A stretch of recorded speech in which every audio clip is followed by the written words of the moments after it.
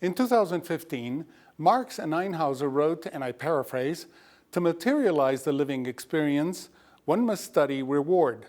The philosophical physiological question is not new to humans, since we tend to crave a reality which is far from our own." When bees remember where to find caffeine is easily understood by scientists. Caffeine. So caffeine is a molecule that a lot of flowers and plants secrete, and that helps bees to remember, oh, that's a good flower. Let's go there. I remember that one.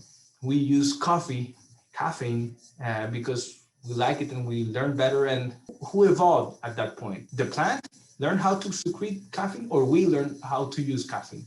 So it was a co-evolution. And the same thing happens with many different substances that affect the brain.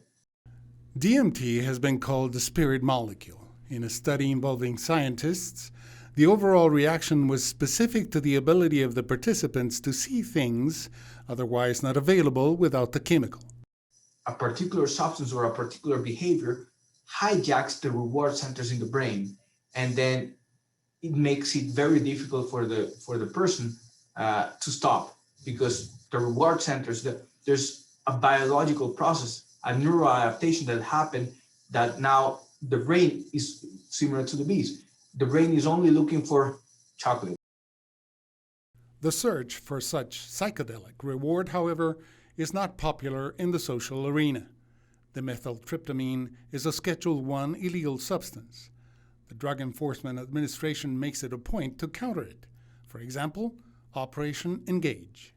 We have a recent operation that we launched called Operation Engage, where we have joined forces with other entities outside of enforcement that care to see the demand reduce.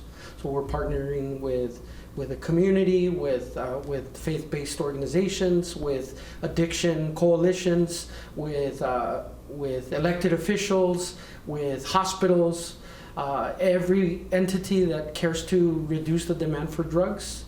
We're partnering with them as part of Operation Engage. And while mankind may continue to look for different type of engagement with the secret world of the unseen, users find the consumption of the chemical useful and entertaining. I am not the same person since experimenting with ayahuasca. I was